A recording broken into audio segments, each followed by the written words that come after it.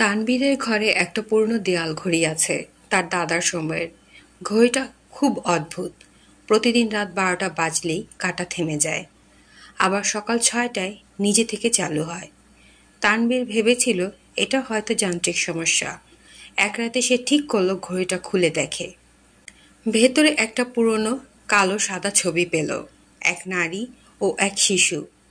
মুখ দুটো ঘড়ির কাঁটায় ছিঁড়ে গেছে। সেই রাতেই ঠিক 12টায় ঘড়িটা থেমে যায়। তানভীর ঘুম থেকে উঠে দেখে ঘড়ির কাছে জলের দাগ, যেন কেউ ভেতর থেকে হাত রেখেছে। হঠাৎ ঘড়ি থেকে মৃদু নারী কণ্ঠস্বর, তুমি সময় থামালে কেন? এখন তোমার সময় থামানোর পালা। তানভীর পেছনে তাকাতেই বাতাস ঠান্ডা হয়ে গেল এবং ঘড়ির কাঁটা ঘুরতে লাগলো উল্টো দিকে। সকাল 6টায় ঘড়ি আবার চলতে শুরু করে, কিন্তু তানভীরের ঘরে তখন কেউ নেই।